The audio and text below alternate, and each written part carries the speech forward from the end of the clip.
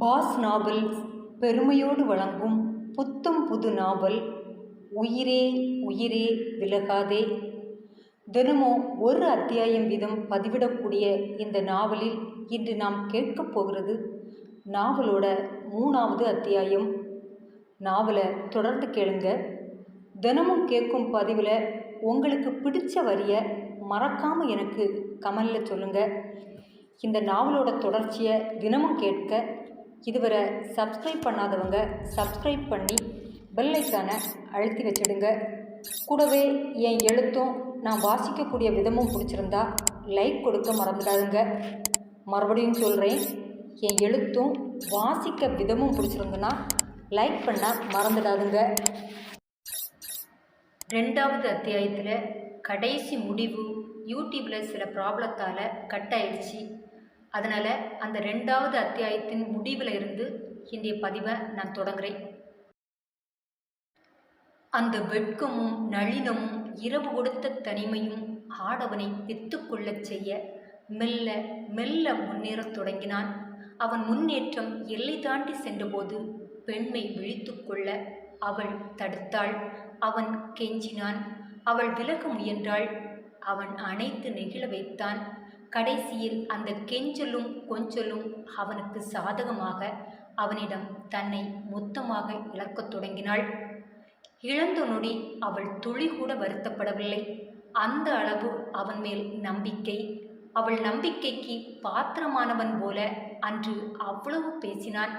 தன்னை அணைத்து கொண்டு தன் காதில் கஸ்தி குரலில் அவன் பேசிய காதல் மொழிகள் எல்லாம் இந்த பௌர்ணமி நாள் நினைவுபடுத்த தன்னோடு கலந்து கிடந்தவனை ஒருமுறை கண்ணுக்குள் ஓடவிட்டவள். உன் காதலோட ஆயுள் இவ்வளவுதானா? விரக்தி புன்னகை ஒன்று மெல்ல அவள் உதட்டில் விரிந்தது. அன்று அப்படியெல்லாம் காதல் மொழி பேசினாய். ஊருக்கு போனதும் அப்படியே என் உறவை மறந்து அடுத்த பெண்ணை பார்த்து கல்யாணம் செய்து கொள்ளப் போகிறேன் என்று எனக்கே செய்தி அனுப்புகிறாய். அப்படியென்றால் எனக்காக நீ இல்லை, உன் உடல் பசிக்காக தான் என்னிடம் வந்திருக்கிறாய். உன் உடல் சுகத்தை தீர்த்து கொண்டு பச்சோந்தி மாதிரி நிறம் மாறி நிற்கும் உன்னிடம் நிச்சயம் வரமாட்டேன். அப்படிப்பட்ட ஒருவனை தேடி நான் எந்த காலத்திற்கும் வரமாட்டேன்.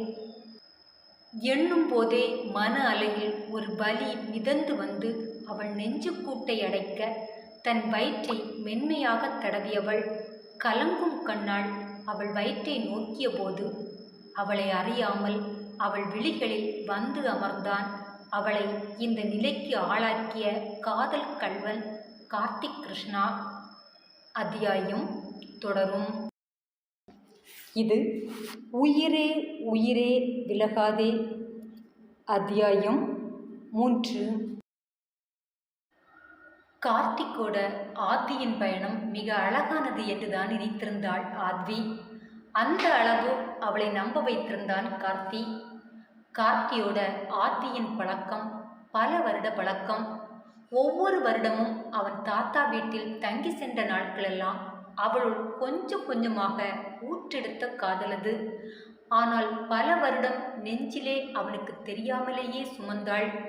அதனால்தான் இன்று அவன் யார் என்று சொல்ல முடியாமல் திணறுகிறாளோ என்னவோ. ஆரம்பத்தில் தாத்தாவின் பேரன் அமெரிக்காவிலிருந்து வந்திருக்கிறான் என்ற ரீதியில்தான் அவர்கள் பேச்சு ஆரம்பமானது. முதல் கார்த்தி அவன் 7வது வயதில் தன் தாய் தந்தையோடு வந்தபோதுதான் ஆத்வி அவனை பார்த்தாள். ஆத்விக்கு அப்போது வயது 4 தான். அந்த சின்ன வயதிலிருந்தே அவள் தோழமையாக தான் பழக ஆரம்பித்தாள். ஆனால் கார்த்தி அவளை கிராமத்து சில்வண்டு என்று பட்டப்பெயர் வைத்து அவளை பரிகசித்து அளவைத்து கொண்டேதான் இருப்பான். அவள் சிணுங்கிக் கொண்டே விம்மலோடு தாத்தா அருகில் போய் நிற்க வைப்பது என்றால் கார்த்திக்கு அவ்வளவு இஷ்டம். அதற்காகவே அவளுடன் இருக்கும் ஒவ்வொரு நொடியையும் அவளை அளவைத்து கொண்டே இருப்பான். அப்போதெல்லாம் தர்மலிங்கத்திற்கும் ருக்குமணிக்கும் இவர்கள் சண்டையை தீர்ப்பதே பெரிய வேலையாக இருக்கும். காரணம், உடன்பிறப்பு என யாரும் இல்லாமல் ஒற்றையாய் தாய் தந்தைக்கு மிக மிக செல்லமாய் வளர்ந்த கார்த்திக்கிற்கு எப்போதுமே தான் சொல்வதுதான் சரி. அது தப்பு என யார் சொன்னாலும் பிடிக்காது. ஒழுக்கத்தை போதிக்கும் பள்ளி வாத்தியார் ராஜேஷின் வளர்ப்பால் தப்பை தைரியமாக சொல்லும் விதத்தில் ஆத்வி வளர்ந்திருந்தாள். இப்படி இரு துருவமாயிருந்த இருவருக்குள்ளும் மோதலுக்கு கேட்கவா வேண்டும்? தினமும் காண்கிற இடத்திலெல்லாம் முட்டிக்கொண்டுதான் நின்றனர். அவர்களுக்கு இடையில் புகுந்து தர்மலிங்கமும் சமரசம் செய்து கொண்டேதான் இருந்தார். ஆனால் வம்பும் மோதலுமாக போன அவர்கள் வாழ்வு அப்படியே வெகு காலம் நீடிக்கவில்லை. அடுத்த வருடம் அவன் கிராமத்துக்கு வந்தபோது தாயை இழந்து தந்தையோடு தனி மரமாய் வந்திறங்கினான். வந்தவன் முகத்தில் அப்படி ஒரு இறுக்கம், கண்ணில் அப்படி ஒரு கலக்கம், முகம் முழுவதும் சோகம். யாரையும் அவன் நிமிர்ந்து பார்க்கவும் இல்லை, யாரிடமும் பேசவும் இல்லை. ஏன் தாத்தா பாட்டியிடம் கூட அவன் அதிகம் பேசவில்லை. அவன் அறையிலேயே முடங்கிக் கொண்டான். ஏனோ ஆத்வியால் அப்படி ஒரு நிலையில் அவனை பார்க்க முடியவில்லை. வெள்ளை மனது படைத்த ஆத்வி அவனை அறையை விட்டு வெளிக்கொணரவும் அவன் முகத்தில் பழையபடி சிரிப்பையும் சந்தோஷத்தையும் கொண்டு வர வேண்டும் என்றே அவனுக்காக பலவற்றை செய்ய ஆரம்பித்தாள். அந்த இடத்தில்தான் கோபம் போய் நல்ல நட்பாக அவர்கள் உறவு வலுப்பெற்றது. ஆனால் ஆத்வி நெருங்கி சென்ற அளவு அவன் நெருங்கி செல்லவில்லை என்றுதான் சொல்ல வேண்டும். முதலில் மூச்சியை காட்டினாலும் போக போக அமைதியாக தலை கவிழ்ந்தே இருக்க ஆரம்பித்தான். இப்போதெல்லாம் கோபத்தை அவளிடம் காட்டுவதும் இல்லை. அந்த வருடம் அவன் 2 மாதம் தாத்தா பாட்டியோடு தான் இருந்தான். கடைசியில் கிளம்பி செல்லும்போது ஆத்வியை விழி மூடாமல் பார்த்துவிட்டு அப்படியே கண்களை இறுக மூடி திறந்தவாறுதான் நகர்ந்தான். அந்த ஒரு பார்வையே அவன் மனதில் இருக்கும் இறுக்கத்தை சொல்ல முதல் முறையாக அவன் கிளம்பி போனது ஆத்விக்கு வலியைதான் கொடுத்தது. அதன் பின் அவன் தாத்தாவுக்கு போன் அடிக்கும் போதெல்லாம் அவளிடமும் பேசினான். இப்படியே இவர்கள் இருவரின் நட்பு ஆழமாகிக் கொண்டே போனது. ஆத்வியினுள் அந்த நட்பு ஆழமாகி கரிசனையாக உருவரத் தொடங்கிய நேரம்தான் ஆத்வி பெரிய பெண்ணாய் மாறியது. அதன் பின் ஆடவரிடம் பேச வெட்கம், தயக்கம், கூடவே அவன் மேல் வந்த அதிகப்படியான அன்பு, கரிசனை என ஒரு உணர்வுக்குள் ஆத்வி மாட்டிக்கொள்ள அதன் பின் அவள் அவனிடம் நேரடியாக பேசுவதை தவிர்த்தாள். தாத்தா பாட்டி பேசிவிட்டு சொல்லும் மொழிக்காக காத்திருக்கத் தொடங்கினாள். அவன் நன்றாக இருக்கிறான் என்று சொல்லிய பின்தான் ஏனோ அவள் மனம் சமாதானம் அடைய ஆரம்பித்திருந்தது. அப்போது இது என்ன மாதிரியான உணர்வு என அவளுக்கும் தெரியவில்லை. ஏனோ மனது அவனை பார்க்க துடிப்பதையும் அவன் குரல் கேட்க துடிப்பதையும் அவளால் கண்ட்ரோல் பண்ணவே முடியவில்லை. அதனால் அடிக்கடி பாட்டியையும் தாத்தாவையும் நச்சரிக்கத் தொடங்கினாள். இப்படியே நச்சரிப்போடு நாட்கள் கழிய ஒரு நாள் தன் தந்தையிடம் சண்டை போட்டுக்கொண்டு கார்த்திக் கிராமத்துக்கு வருகிறார் என்ற செய்தி கிடைத்ததும் ரொம்ப சந்தோஷத்தோடும் பூரிப்போடும் தன்னை அழகாக அலங்கரித்து கொண்டு படு உற்சாகமாக பண்ணையார் வீட்டுக்குள் நுழைந்தாள் ஆத்வி.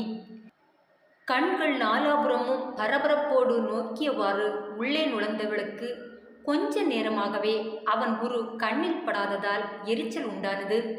பரபரப்போடு ஓடி கிச்சனுக்குள் நுழைய சென்றவள் கிச்சனுக்குள் இருந்து வெளிவந்த கார்த்திக்கின் மார்பில் மோதி நிற்க ஒரு நொடி சிலிர்த்து போனவள் விழி அவன் மேல் ரசனையாக படிய அவன் முகமோ அஷ்ட கோணலாக மாறிப்போனது.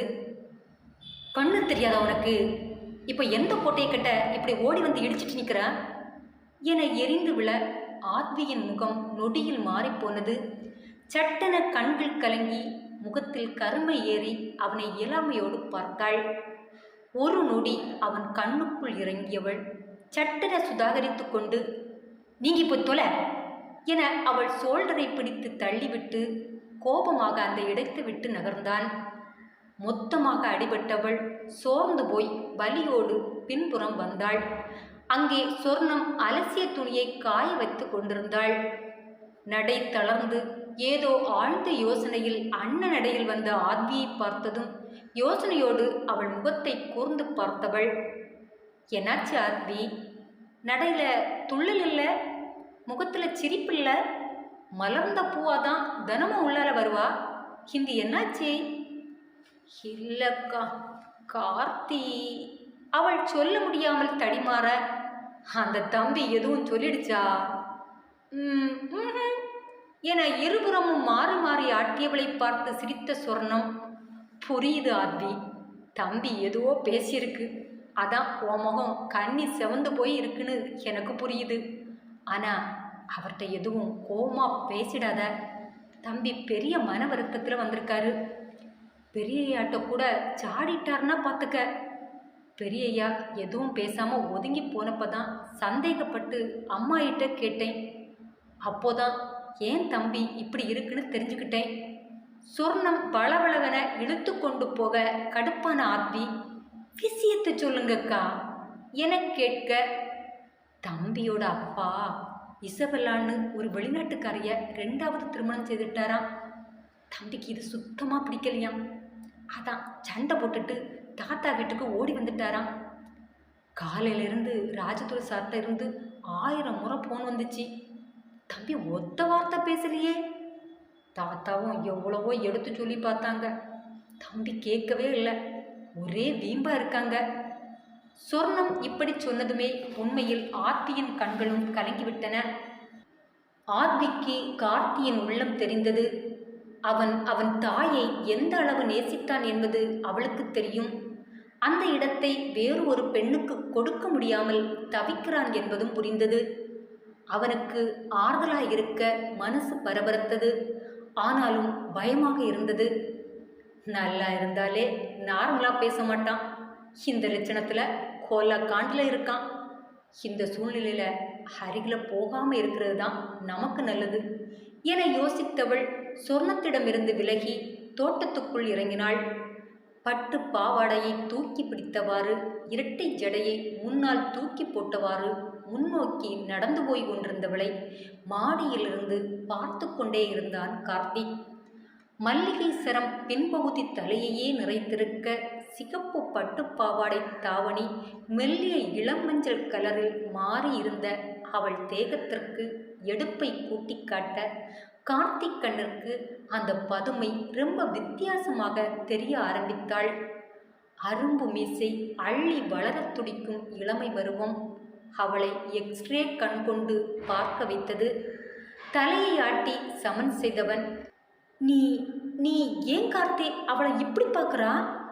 திரும்பு என தனக்குத்தானே கட்டளையிட்டு கஷ்டப்பட்டு முகத்தை வேறு பக்கம் திருப்பினாலும் காளை மனது கன்னிபுரமே திரும்பியது. ஓடி ஆடி விளையாடி ஓய்ந்து ஒரு புல் மேல் மெல்ல ஓய்வுக்காக வந்து இருந்த பட்டாம்பூச்சியை மெல்ல மெல்ல அடி மீது அடி எடுத்து வைத்து உடம்பை பாதியாகச் சுருக்கி அதை மெல்ல பிடித்துவிட்ட குதூகலத்தில் கையில் வண்ணத்து பூச்சை வைத்து கொண்டே 4 முறை குதூகலத்தோடு சுற்றியவள் மெல்ல அதை தன் மூக்கின் மேல் வைத்து குதூகலமாய் சிரிக்க, அவள் அழகும் சிரிப்பும் உற்சாகமும் தனக்குள் எதையோ செய்ய ஆரம்பித்திருக்கிறது என உணராமல் அவள் மேல் போல தன் விழியை எடுக்க முடியாமல் சிலையாக நின்றிருந்தான் கார்த்தி. இது தெரியாமல் தனிக்காட்டு ராஜாவாக எண்ணிக்கொண்டு ஆர்த்தி அந்த தோட்டம் முழுவதும் குட்டி முயல் போல துள்ளி குதிக்க ஆரம்பித்தாள். தன்னை 2 கண்கள் ரசனையோடு மொய்த்து கொண்டிருப்பது தெரியாமல் சின்ன குழந்தை போல் சினிமா பாடல் ஒன்றை முணங்கியவாறு உல்லாசமாக ஆட்டம் போட்டாள். அவளின் அத்தனை உடல் அசைவையும் ரசித்தவன் மொத்தமாக ரசித்து முடித்துவிட்டு, ஆமா, நாம ஏன் அந்த பொண்ணை அப்படி பார்க்குறோம்? சரியான திமிரு பிடிச்சவா, அவளை போய் இவ்வளவு நேரம் ரசித்து பார்த்துருக்கோமே என தலையில் அடித்து கொண்டு உள்நுழைந்த போது தோட்டத்தில் உற்சாகமாக ஆடிக்கொண்டிருந்தவள் முன் வந்து நின்றாள் பாட்டி ருக்குமணி. பாட்டியை திடீரென அந்த இடத்தில் கண்டதும் வெட்கும் மின்ன முகத்தை மூடிக்கொண்டவள், இவ்வளவு நேரம் குத்தாட்டம் போட்டுட்டு இப்போ என்னடி வைக்கும்? எவெல்லாம் பார்த்து மயங்கி உன் அழகுல மொத்தமாக விழுந்தானோ, இப்படி ஆடி சின்ன புள்ள போல ஆடுவா என்றதும் அவசரமாக நாலாபுரமும் கண்களை சுழற விட்டவள் யாரும் தன்னை நோக்கவில்லை என்பதை உறுதிப்படுத்தி கொண்ட பின் பெருமூச்சு ஒன்றை வெளிவிட்டவாறு பாட்டியின் அருகில் வந்தவள், இங்க யார் பாட்டி இருக்கிறா? அப்படி என் அழகுல மயங்கி விழணும்னா தாத்தா மட்டும்தான் விழணும். அவர்தான் வாழகில் மொத்தமாக விழுந்துட்டாரே பாட்டி. அப்புறம் வேற யார் ஆண்மகனா இங்கே வர போகிறாங்க என சொன்னதுமே கார்த்தி ஞாபகம் அவளுக்கு சட்டென வர அவசரமாக அவன் அறையில் இருக்கும் மேல் போசனை நோக்கி கண்களை ஓடவிட்டாள். அப்பா, கல்லூரி மங்க இல்லை. பாட்டி சொன்னதும் ஒரு நொடி பயந்துட்டேன். நான் வேற ஆள் யாரும் இல்லை என்கிற தைரியத்தில் ஓவரா ஆட்டம் போட்டேன். நல்ல வேலை அந்த குட்டிச்சாத்தான் பார்க்கல. பார்த்துச்சு மானம் போயிருக்கும் எண்ணியவள், ஏன் பாட்டி உன் பேரன் ஏன் உருன்னு இருக்குது கேட்டவாறு வந்து அவள் தோளை அணைக்க திரும்பி நடையை கட்டியவாறு, பாத்தியா என கேட்ட ருக்குமணியின் முகத்தை தன் பக்கம் திருப்பிய ஆர்வி, பார்க்கவும் செய்தேன், நல்லா வாங்கி கட்டிக்கவும் செய்தேன். எதுக்கு உம்புட்டு கோவம் உங்க பேரனுக்கு என்றாள் கண்களை உருட்டி கொண்டு. தெரியாதவள் போல கேட்ட ஆர்வியை வலியோடு பார்த்த ருக்குமணி, அதை ஏண்டி கேட்குறா? வெளிநாட்டில் என் புள்ள இசபெல்லான்னு ஒரு கிறிஸ்டின் பொண்ணை 2ஆவதாக கட்டிக்கிட்டான் போல. அது எங்களுக்கே இவன் சொல்லி தான் தெரியும். அந்த மகாராணி வீட்டுக்குள்ளே வந்ததும் இவன் சண்டை போட்டுட்டு கிளம்பி இங்கே வந்துட்டான். ஏன் பாட்டி 2ஆவது கல்யாணம் பண்ணுறது தப்பா? அதெல்லாம் வெளிநாட்டில் சர்வ சாதாரணம் தானே. அதுக்கு ஏன் உங்கள் பேரன் கோவப்படணும்?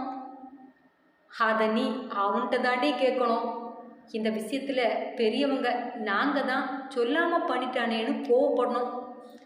ஆனால் தோளுக்கு மேலே வளர்ந்த பிள்ளைய என்ன கேள்வி கேட்டுட முடியும்? அதான் நானும் தாத்தாவும் எதுவும் பேசலை. ஆனால் இவன் சின்ன வயசுல இருந்தே அந்த கலாச்சாரத்தில் தானே வளர்ந்தான். இவன் ஏன் இம்புட்டு கோவப்படுறான்னு தான் எனக்கும் தெரியலை. ஒருவேளை புது சித்தி கோபப்படுறாங்களா இருக்குமோ? அது தெரிஞ்சிக்க வேணும்னா ஒரு நாளாவது அந்த பொண்ணோட ஒரே வீட்டில் வாழ்ந்திருக்க வேணாமா? இவன் தான் அவளை உள்ளால கூட்டிட்டு வந்ததுமே வெளியில் வந்துட்டானே, அப்புறம் எப்படி அவளை பற்றி தெரிஞ்சுக்கிறது? இருந்தாலும் உங்கள் பேரனுக்கு மூக்குக்கு மேலே தான் கோவம். எப்பவும் யார் மேலேயும் எரிஞ்சு விழுந்தா யார் இவர் கூட உறவாக இருப்பா? அது தாண்டி எங்களுக்கும் பயமாக இருக்குது. உண்மையிலே கார்த்திக் ரொம்ப நல்ல பையன். அவன் அம்மா இருக்கிற வரை அவன்கிட்ட இப்படியான குணம் கொஞ்சம் கூட இருந்ததில்லை. எல்லார்ட்டையும் ரொம்ப நல்ல விதமாக தான் பழகுவான். அவள் போன பிறகுதான் எதுக்கெடுத்தாலும் கோபம் ஆத்திரம். சும்மா கூட பேச முடிகிறதில்ல அவனால். சரி, நாளாக ஆக சரியாயிடும்னு பொறுமையாக இருந்தா இப்போ அவன் கோபம் அதிகமாக இருக்கே தவிர கொஞ்சம் கூட குறையலை. ராஜதுரை எதுவோ பெரிய தப்பு பண்ணிட்ட மாதிரி குற்ற உணர்வுல இருக்காண்டி. இது எதில் போய் முடியுதுன்னு தெரியல. சொன்னவள் பெருமூச்சு ஒன்றை விட்டவாறு அங்கிருந்து கிளம்ப போன பாட்டியோடு பேசிக்கொண்டே வந்தாள் ஆத்வி. ருக்குமணி பேச பேச அவன் மேல் கோபத்துக்கு பதில் கரிசனை தான் வந்தது ஆத்விக்கு. அந்த கரிசனை தான் அவன் மேல் ஈர்ப்பையும் கொண்டு வந்தது. எப்போதுமே இரக்கத்தில் இருக்கும் அவன் உதட்டை விரிய வைக்க வேண்டும் என்று அவள் ஆசை கொண்டாள். அதற்காகவே அவனை வம்புக்கு இழுத்து பரிகசிக்கவும் செய்தாள். ஆரம்பத்தில் இவளின் வம்பு பேச்சில் ஆத்திரப்பட்டு அடிக்கக்கூட சென்றிருக்கிறான். அப்படியான நேரங்களில் தாத்தா தான் இடையில் வந்து பஞ்சாயத்து பேசி சமாதானப்படுத்துவார். இனி என் பேரனை கோபப்படுத்தக்கூடாது ஆத்வி என செல்லமாய் அவள் கன்னத்தில் அடிக்கவும் செய்வார். சிணுங்கி கொண்டு செல்லும் அவளை பார்த்த பின்தான் கார்த்திக் கோபம் தணியும். இப்படியே அவனை சிரிப்பு காட்டி கொஞ்சமாக நார்மலாக்கிய ஒரு நாள்தான் அவன் மனதை சொன்னான். அவன் தந்தை மேல் அவன் இந்த அளவு கோபம் கொள்ள தந்தை 2ஆவது திருமணம் செய்தது இல்லை காரணம். அந்த திருமணத்தை அவர் இப்போது செய்யவில்லை, தாய் இறந்த 1 வருடத்திலே செய்திருக்கிறார். அவர்களுக்கு 6 வயதில் ஒரு மகன் இருக்கிறான் என்பதுதான் அவன் கோபத்திற்கு காரணம்.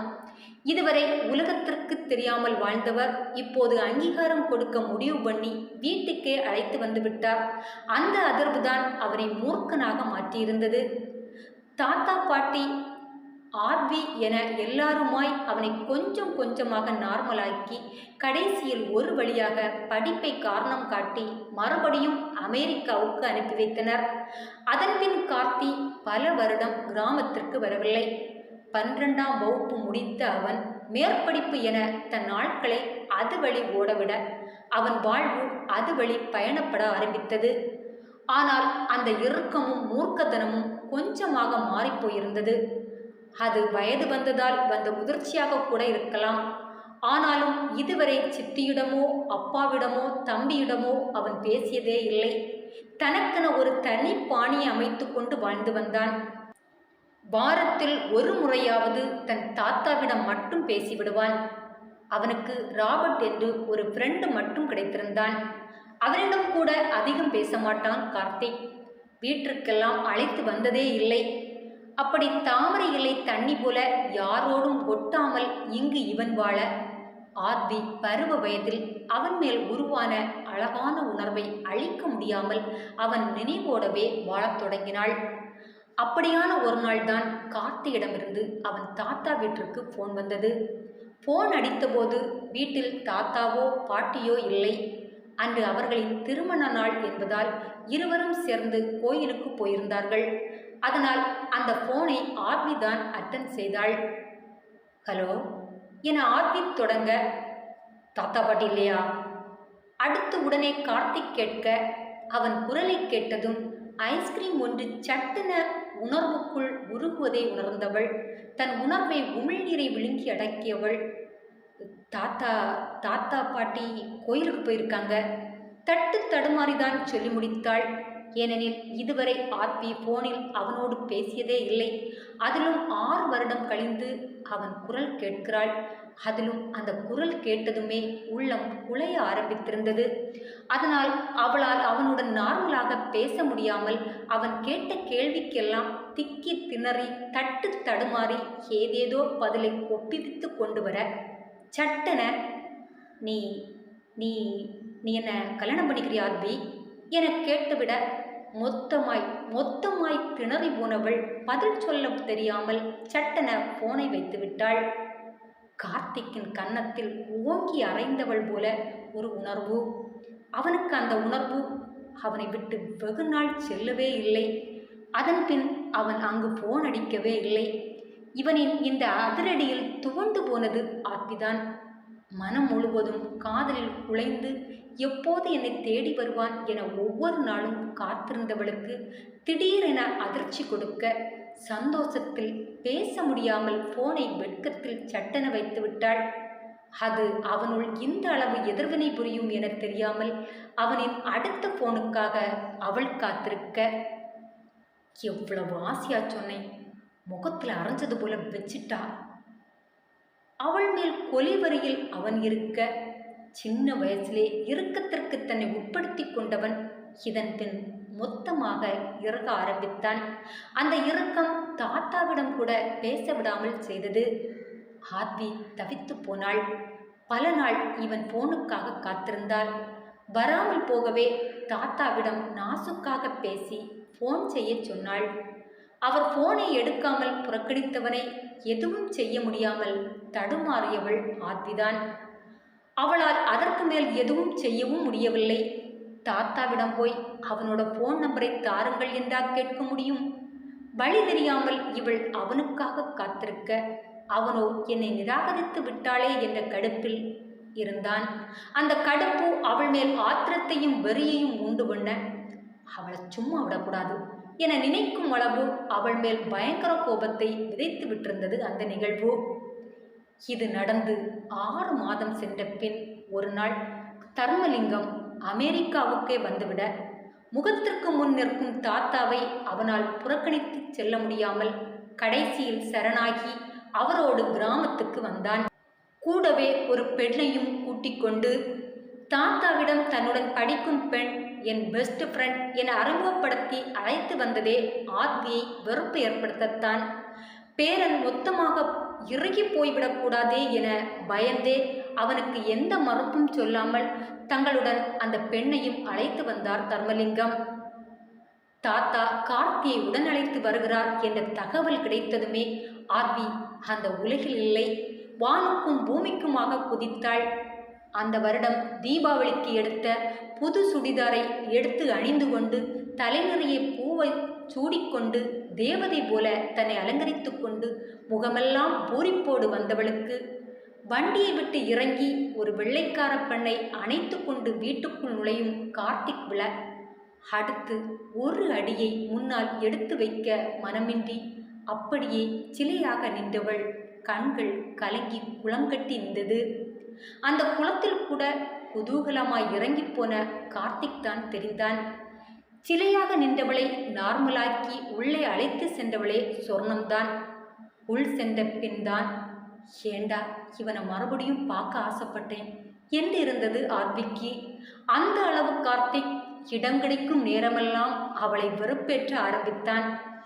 எப்பவும் அவளை நெருங்கியதான் இருந்தான். அதிலும் அவள் விரலோடு விரல் கோர்த்தவாறுதான் இருந்தது இவனுடைய விரல். இதை காண காண ஆத்விக்கு கண்கள் இருட்டி கொண்டு வந்தது.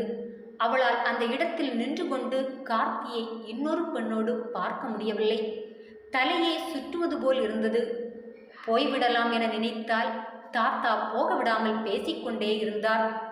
ஒரு வழியாக பாட்டி உள்ளிருந்து அடைக்க, கடவுளை காப்பாத்தினாப்பா என மனதுக்குள் அவருக்கு 1000 நன்றி சொல்லிவிட்டு உள்ளே சென்றாள். வாசல் வரை சென்றவள் மறுபடியும் திரும்பி ஒரு முறை கூட அவனையும் அவன் கை இணைந்திருந்த இடத்தையும் பார்த்தவள். நான் உள்ளால இருக்கும்போதே இவ்வளவு சில்மிசம் பண்றானே, நான் உள்ளால போயிட்டா என்னெல்லாம் பண்ணுவான்? நினைவே பயமுறுத்த உள்ளே செல்ல முடியாமல் தவித்தவள் கிச்சனையும் காலையும் திரும்பி திரும்பி பார்க்க, இப்போது கார்த்திக் தாத்தாவிடம் மும்முரமாக எதையோ பேச ஆரம்பித்திருந்தான். உள்ளே இருந்து பாட்டியின் குரல் மறுபடியும் அவளை அழைத்தது. தாத்தா இருக்கார்ல, எதுவும் தப்பா நடக்காது என மனதை தேற்றிக் கொண்டவள் வாய்க்குள் வைத்து முணுமுணுத்து கொண்டே ருக்மணியின் அருகில் வர, என்னடி முணங்குற? ஒன்றும் இல்லையே, ஒன்றும் இல்லை தடுமாறியவள், எதுக்கு எதுக்கு கூப்பிட்டீங்க பாட்டி என அசடு வழிய, உனக்கு என்னாச்சுடி? நீ ஏன் பேய் பிடிச்சவ மாதிரி நிற்கிறான்? அங்கே தான் ஒருத்தனுக்கு பேய் பிடிச்சிருக்குன்னு வயிற்றுச்சலில் இருந்தா உனக்கு என்னடி ஆச்சு? கிழவி தன்னை பற்றி கேட்ட கேள்விக்கு எந்த பதிலும் சொல்லாமல், ஆமாம் இது ஒருத்தனுக்கு பேய் பிடிச்சிருக்குன்னு சொன்னீங்களே, அது அது உங்கள் பேரன்தானே பாட்டி? ஆர்வமாக கேட்டவளை கண்கள் இடுங்க பார்த்தவள், என்னடி என் பேரனுக்கு பேய் பிடிச்சிருக்குன்னு சொல்கிறதுல உனக்குன்னு அவ்வளோ சந்தோஷம்?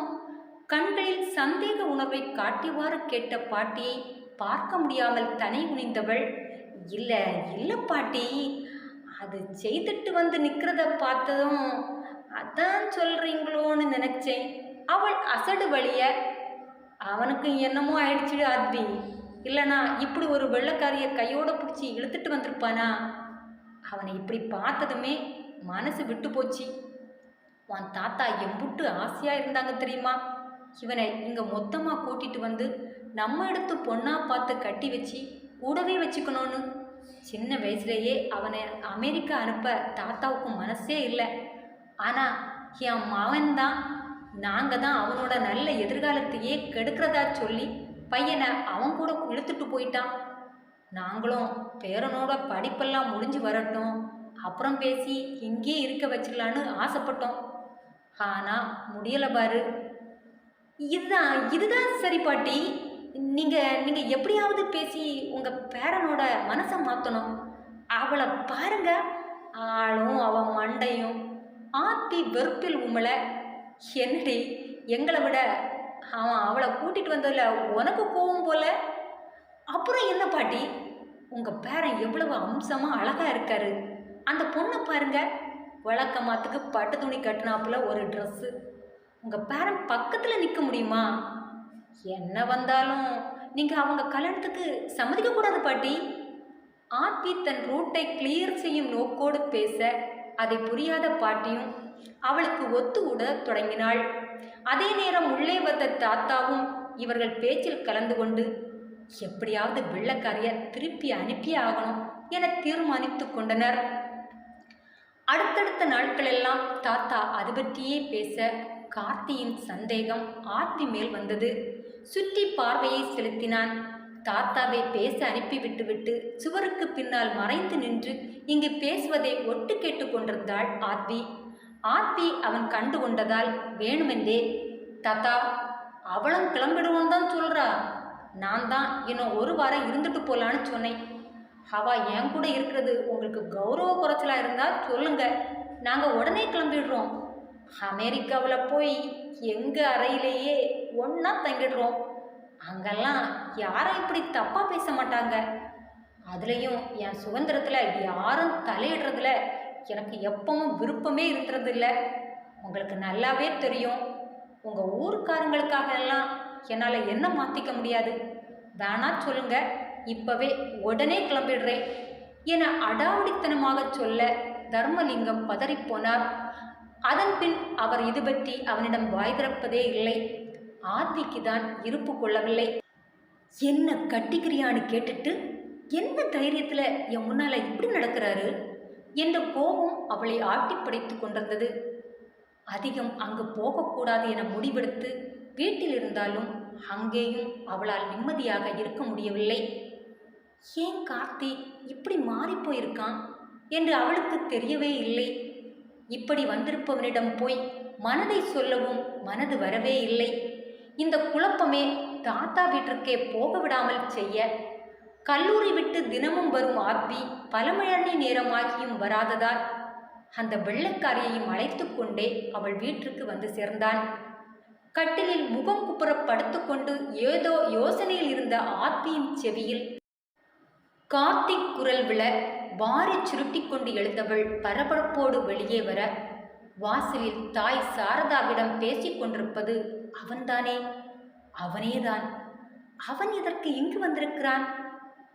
கூடவே அந்த தொடுக்களையும் அழைச்சிட்டு வந்திருக்கானோ என எம்பி பார்த்தவள் அவனது வலது கை பிடித்து தொங்கிக் கொண்டிருந்த வெள்ளை குரங்கை கண்டதும் கடுப்பாகி, இவளுக்கு அமெரிக்காவில் எந்த வேலையும் இல்லையா? என் கார்த்திக் கூட தான் வரணுமா? அவள் மனதுக்குள் குமைந்து கொண்டிருந்த நேரம், உளரவாப்பா என தாய் இருவரையும் அழைத்து கொண்டு உள்ளே வர, ஓடிப்போய் அறைக்குள் மறைந்து கொண்டவள் சுவரோடு சாய்ந்து நின்று ஹாலில் நடக்கும் உரையாடலை கேட்க ஆர்வமானாள். உட்காருங்க தம்பி, நீ இருமா, நான் காப்பி போட்டு எடுத்துட்டு வரேன். எதுக்கு ஆண்டி?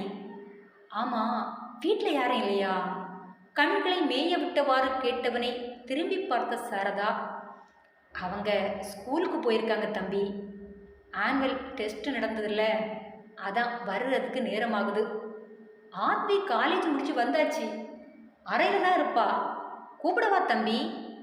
இல்லை இல்லை வேணாம், நான் உங்களையும் அங்களையும் பார்த்துட்டு போகலான்னு தான் வந்தேன்.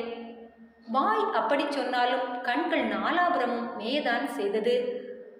நான் காப்பி போட்டு எடுத்துட்டு வரேன்ப்பா, அதுக்குள்ளே அவரும் வந்துடுவார் என்றவள் கிச்சன் நோக்கி நகர, எலிசபெத் கையில் ஆங்கில நாளிதழ் ஒன்றை எடுத்து கொடுத்து உட்கார சொல்லிவிட்டு மெல்ல மெல்ல அவள் அறையை நோக்கி நடந்தான். இது உயிரே உயிரே விலகாதே.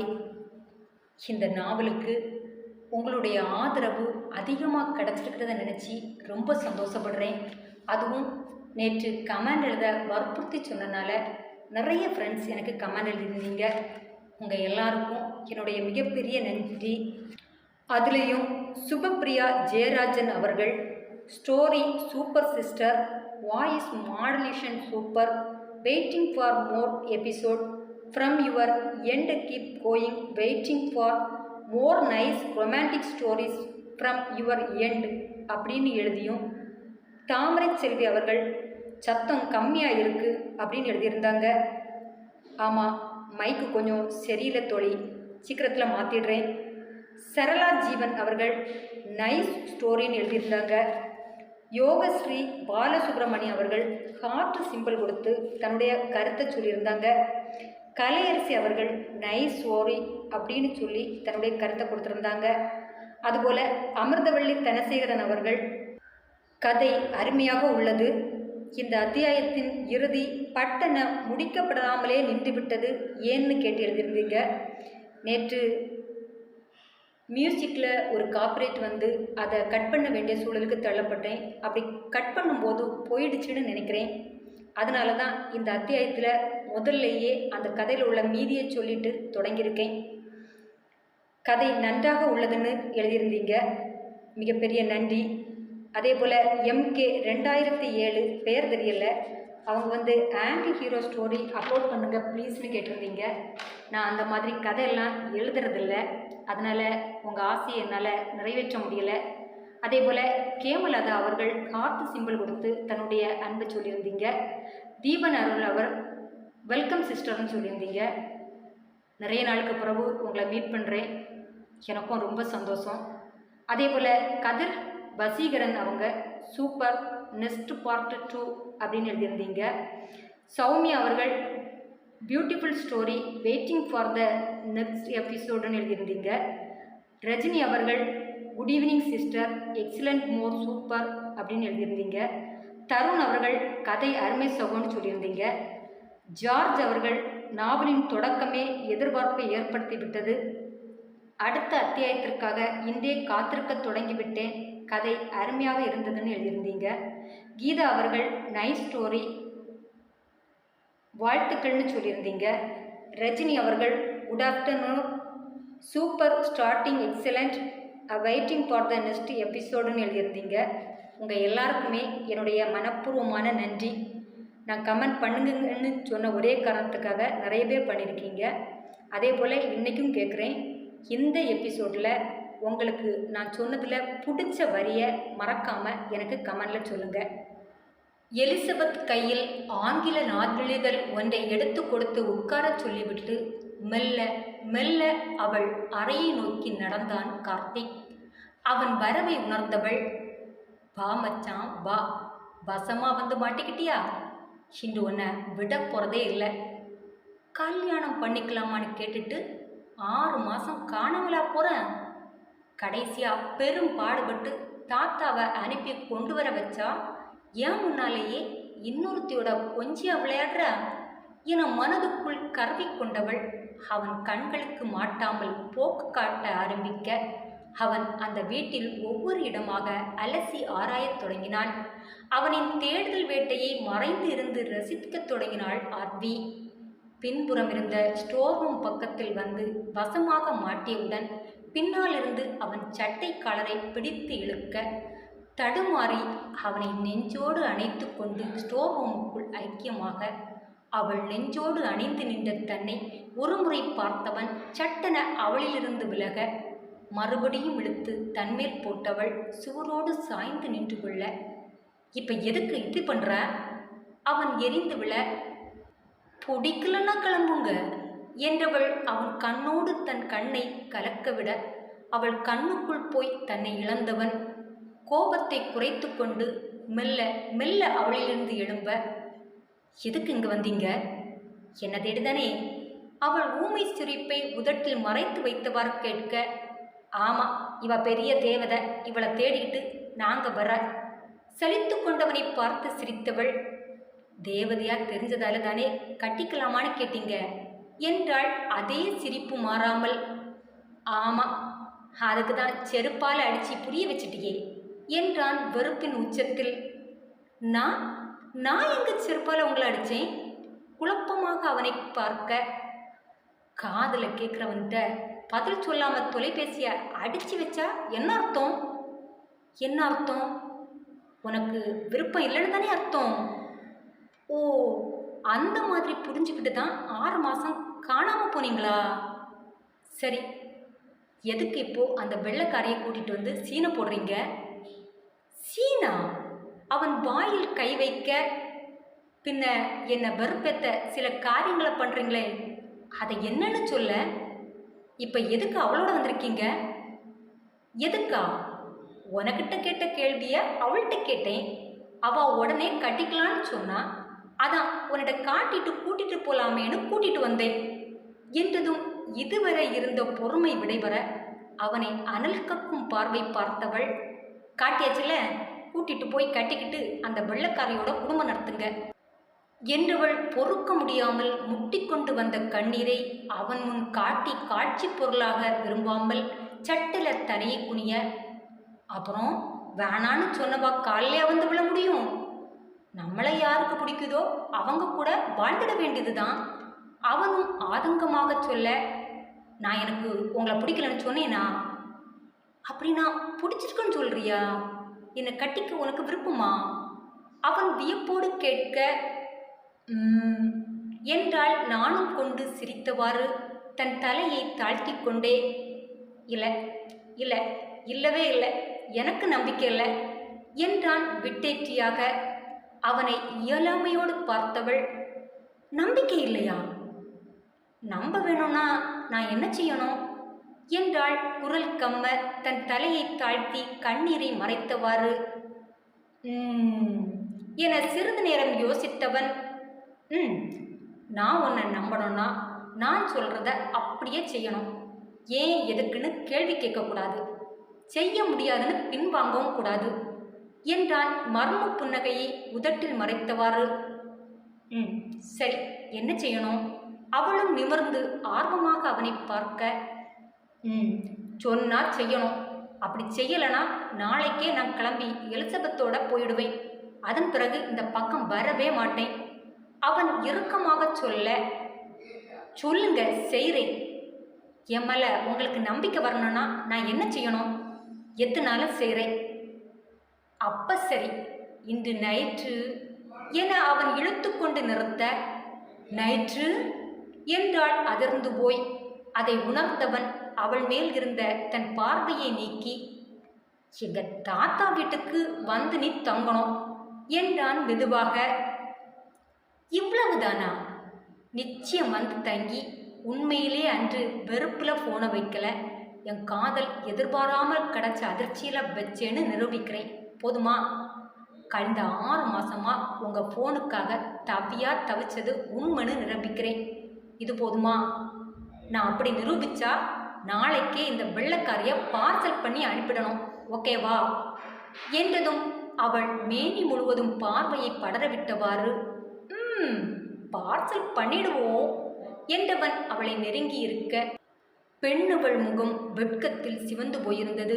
அவள் சிவந்து போன உதடி நோக்கி குனிந்தபோது சாரதாவின் குரல் ஹாலில் இருந்து ஒலிக்க, சட்டென விலகியவன் வெளியேறி ஹாலை நோக்கி நடக்க, புன்சிரிப்போடு அந்த அறையை விட்டு வெளிவந்தவளுக்கு தெரியாது இந்த மொத்த சிரிப்புமே இன்று இரவே தொலையப் போகிறது என்று. இது தெரியாமல் இரவு அவன் வாழும் வீட்டில் தானும் தங்கும் நொடிக்காக காத்திருந்தாள். கூடவே அந்த இரவு பொழுது அவனோடு கழிக்கப் போகும் நொடிக்காக தவமிருந்தாள். அத்தியாயம் தொடரும். என்ன ஃப்ரெண்ட்ஸ், நாவலுடைய தொடர்ச்சி எப்படி இருந்தது? உங்களுக்கு பிடிச்சிருந்தா இந்த நாவலின் இந்த பகுதியில் உங்களுக்கு பிடிச்ச வரிய மறக்காமல் கமெண்டில் சொல்லிட்டு போங்க. என் வார்த்தைக்கு மதிப்பு கொடுத்து கமெண்ட் எழுதிய அத்தனை தோழிகளுக்கும், லைக் கொடுத்த அத்தனை தோழர்களுக்கும் என்னுடைய மனமார்ந்த நன்றி. மீண்டும் அடுத்த நாள் இந்த நாவலின் தொடர்ச்சியோடு உங்களை சந்திக்கும் வரை உங்களிடமிருந்து விடைபெறுவது உங்கள் செல்வம்.